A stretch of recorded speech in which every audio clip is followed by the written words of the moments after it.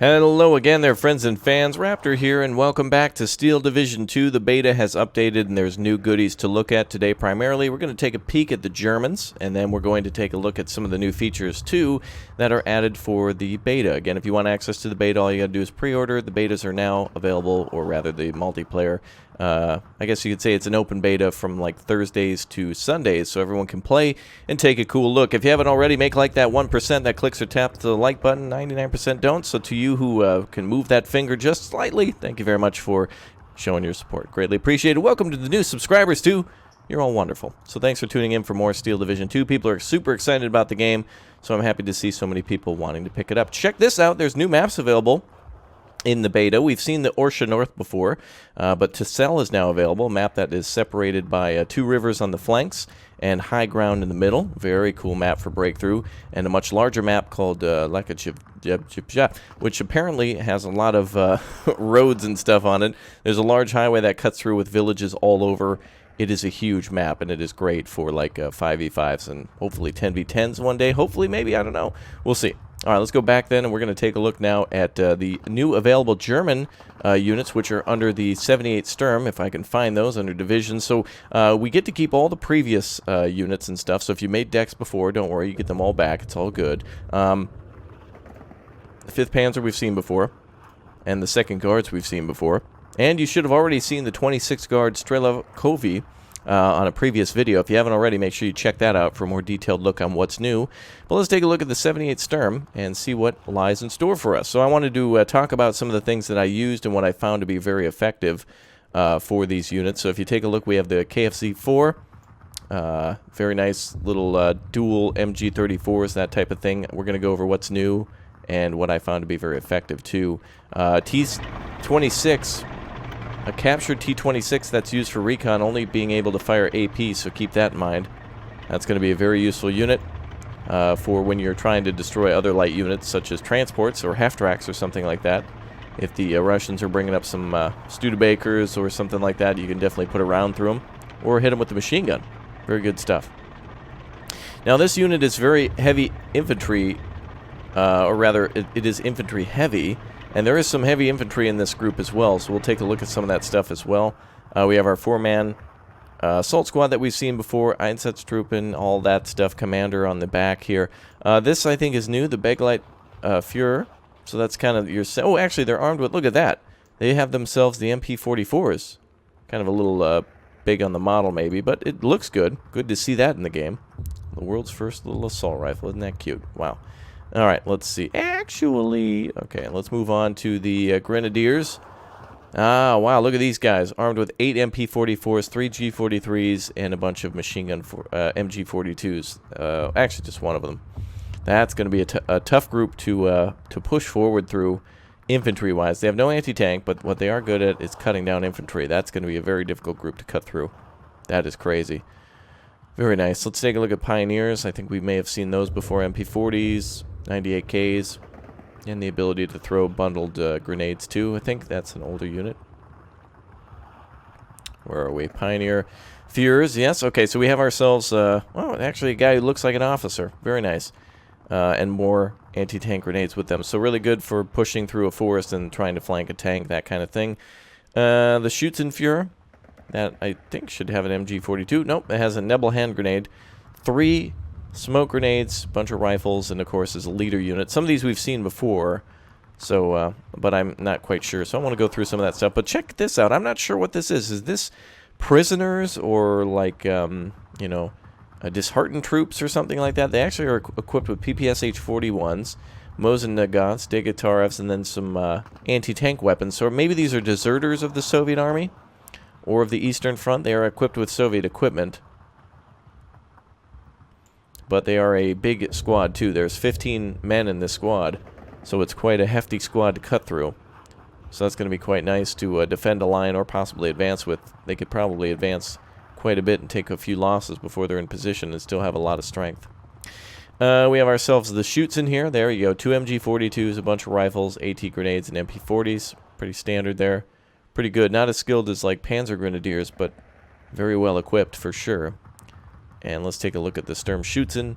That is a bigger... Ooh, That is 13 MP44s and a Panzerfaust 60. That's a lot of MP44s. Wow. That's going to be really hard to push through. I want to see exactly how that works. It's going to be really cool. All right, let's take a look at the Bagel Pioneers. Let's see, 9 MP44s, yep, all sorts of the same stuff here. MP44s and the bundled grenades again. Very cool. Not to mention you get a lot more slots for infantry this time around, and a lot less for tanks for the Germans. So keep that in mind that these two battle groups that are being added are more infantry heavy this time around, and very good at defenses. We'll take a look at those in just a minute. Let's take a look at tanks. Stuke 3Gs. Those are nice. 75mm L48 gun. And it's a... let's see, also equipped with an MG34. Oh, I thought it had a 42 on top, actually. Alright, so it's an MG34 on top and not a 42. And of course, these come in... you can get them in Phase A, but Phase B might be a little bit better. Actually, yeah, you might want something in Phase A, but there's so few of these tanks that it's going to be critical that you definitely have a lot of anti-tank out. In terms of support guns. Actually, the anti-tank tab has way more stuff, so you're going to be using mostly anti-tank and infantry-based weapons rather than vehicles. There's no way you're going to have vehicles. And the command unit for that pretty much looks the same. It's just a leader unit for them. Alright, Flammenwerfer, Werfer's Flammen, and you can throw that onto the back of a motorcycle. I don't know if we've seen that before. I don't remember seeing that in the previous deck, but you have your standard lead gun, MG42 munition. There's also the RSO munition, very slow, but comes in with 15,000 supply points, so that's going to be interesting. That's got a lot of good stuff on it, and it might be able to transport stuff as well. The IG-33, look at the amount of blast on this thing, 7,000 blast on the area of effect. If you hit near stuff, it's just the surrender weapon. It's not, obviously it's not going to make them immediately surrender because that's a whole different game mechanic, but it's going to be interesting to see how that works out. Commandant is here as well, and also we have a Commandant now in a Panzer II. That's cool to see. We actually have a commander in a Panzer IIC, armed with the 20mm autocannon and the MG34 on top. Very nice. And a Stuke 3F for the commander as well. And again, remember, the commander works by making the leader units more powerful, which then in turn makes all your base troops powerful. So if you have a chain of command, that is going to be where you win. And that's going to make your units much, much more powerful. Panzer Beschütz, we've seen that before. Panzer Schrecks, we've seen that before. And the Wehrnichtungs, very nice. Martyr 2 is new. Tank Destroyer. Very good piece of technology there, armed with the PaK-40 on top. Essentially like the Martyr 3, just the Martyr 2. So if you're familiar with that, it's just a kind of earlier version of that. PaK-40, definitely going to be a unit that you're going to need. And to deal with those pesky IS-1s and tons of T-34s from a long range, the PaK-43 88mm. Yeah, this one's specifically designed for taking out tanks. The problem with the anti-air Flak 88 is that it can hit targets, but it doesn't have a lot of AP shells. If we take a look, it's only armed with 18. If you take a look at the 43, it's armed with 40. So it has more than twice the capability of destroying vehicles. Plus, it might actually be more accurate. Let's take a look. Accuracy is 55%, and the Flak 88 is only 40. So the Flak 88, PaK 88 is going to be really, really powerful unit. And the Nashorn. The nasty Nashorn, 50% accuracy. I've used this pretty effectively. I got a little too close to the enemy with it, and of course it is a weapon that you're supposed to stay very far away with. But with 50% accuracy, that's a really good thing to do. I could hit him from a long distance. Very heavy tank destroyer from a long distance. No armor really on it, and it could probably be shredded by infantry or tanks or, of course, aircraft with the open top and from the flanks, so keep that in mind.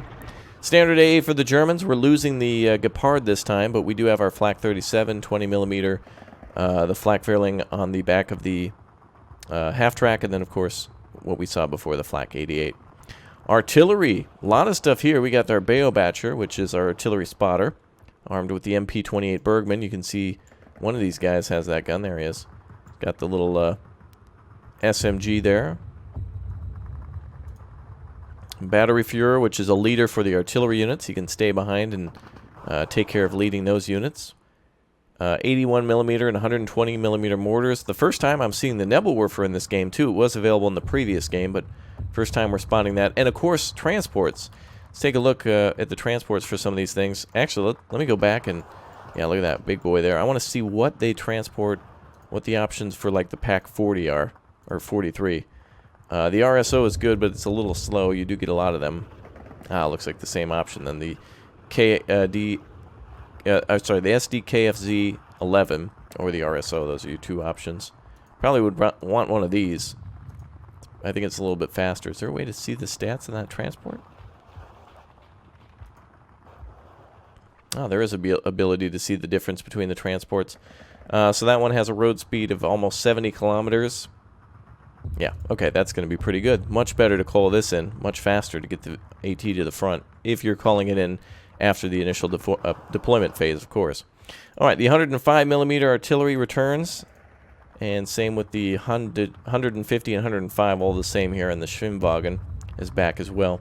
Let's take a look at some of their planes for this group. The HE-46, we have ourselves a minorly armed biplane, or not a biplane, but like almost like a biplane. Almost. Bye-bye to the second wing biplane.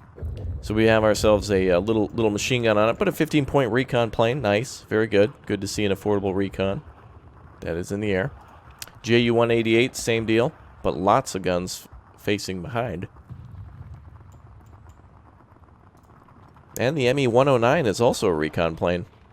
2 MG-131s in the nose, and is a 65-point turbo scout, essentially, because it is the fastest one that I've seen so far in terms of recon planes. ME-109 G6, armed with the 20mm. There's your fighter.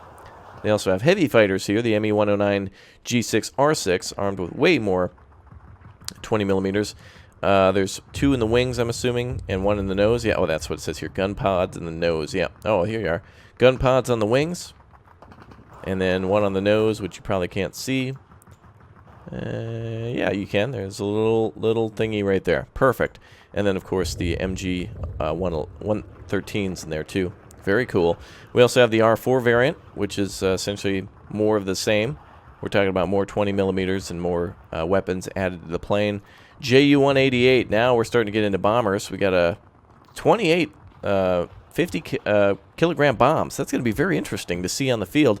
I haven't yet had a chance to fly some of these planes, so it's going to be very interesting. Very good to see some of those lighter bombs drop onto the enemy. We'll be taking a lot of this out into a deck pretty soon, and I'm probably going to be live streaming more of the beta and then recording a few battles, as we can now finally play against players. But also, when it's not on, we can only play against the AI, so we'll have to see what we can do there. It's going to be interesting to see some of these bombs dropping on enemy units. And then we have 2 1,000 kilogram bombs, and that could destroy everything. The range on that is huge. Blast is 23,000. That is a huge blast radius. That is huge. That is over 2 times bigger than the one from the artillery unit that we saw. And for 1,000 kilograms, it better be times 2, by the way. So that's going to be absolutely devastating if you break one of those through. And at 220 points, yeah, you'd imagine that. Now, for those wanting to play more Breakthrough, this is a good new addition to the game. The added spots of defense. We have 3 more defense slots. We have our typical barbed wire that we had before. We have our MG42s from before. And, of course, our gun pits where we can put like a Flak 88 or a Pack 40. But now we also have AT guns that are placed inside of bunkers by default. The Pack 37 and the Pack 50. Yeah. I've used these during the beta as well, and they are very powerful. It's very difficult to see these, and once you actually spot them, which it's not impossible to do, you can find it within a moment or two. But one of the interesting things is that they are very difficult to destroy. Unless you get a direct hit on these with like an ISU-152 or a direct bomb or a direct artillery hit, it's very difficult to hit these from the front with tanks. Even if they're hitting, it takes a very long time. You want to get these bunkers to surrender. You'll need to get them pinned down, and you'll need to get infantry to the side of them, or get tanks, or that, like for example, an OT. Is it an OT-34? I think it is. The Russian flamethrower tank. Now I'm slipping the slipping the mind. But whatever that is, getting flames or getting troops up here, this is what you need to destroy this bunker. Otherwise, it's just nearly impossible. You can see like it's levitating and stuff. The developers will fix that and make it look a little bit more realistic. But it doesn't matter because from a distance, this thing is going to kill. It's got a 2,000 meter range. Same with the P.A.Q. So if you put a lot of these, and keep in mind they do cost points to deploy. So even though it's a free slot here and don't count towards your total deployment points, it will cost money to deploy these. Now this gets me excited to see what else they might put into bunkers in the future. And I'm really excited to see what they're going to come up with. Maybe we can see MG 34s inside of bunkers. Probably it's going to be 42 instead. But so yeah, take a look at that. So you can add double those. How many? Can you only put down one? I wonder how that works. Let's take a look. Oh, you can put veteran. Oh, they have veterancy. Okay. I would rather just put down a couple of these. Add a couple of these to your deck like that. Ooh, yeah, look at that. If you were organized enough with a friend, you could put down all the AT guns across the map. They could put down all the MG42s, and you'll have a tight-knit initial defense that will really keep the enemy at bay for like the first 10 or 15 minutes because they got to deal with all these bunkers. That is crazy. All right, we're going to make a deck another time, but again, now the beta, you can play the 2nd Guards, 26, the 5th, and the 78. And it's really neat to see those in conjunction. That makes them very powerful now. Like, for example, the 5th Panzer with the 78 Sturm makes the Germans a lot more powerful. But even more powerful is the Allies. And I think they're going to need a little debuffing because they're really good. They're really good. But as they should be because they won. All right, everyone. Well, that's our look then at the preview of what's new in the beta. Again, this is just more of an opportunity for me to pimp out the game and just say you should get it because it's going to be a lot of fun. And you can get into the beta now. I'm really looking forward to the single player, and I'm going to play some multiplayer now. So I'm going to hop off and grab something to drink and then go back and start making some decks and asking others for suggestions. Keep in mind you can do that in the game too. If you don't know a lot about that, there are pre-made decks, or you can import stuff by literally going to battle groups, divisions. Actually, I think you can just go to battle groups and import, and then if you have a code, you can type it in, name it, and then somebody else can basically make decks for you. If you have any suggestions for decks, you can go ahead and leave those down below. If you have any codes or anything, you've been playing the beta and want to, you can drop those for everyone. Until then, I will see everyone next time. Thanks for watching. Get yourself Steel Division 2. They don't pay me to say it. It's just a good game, dude, and I'm going to be playing this quite a lot upon release. I'll see you all next time, and stay tuned for all the live streams for the Steel Division 2 beta. Bye, everyone.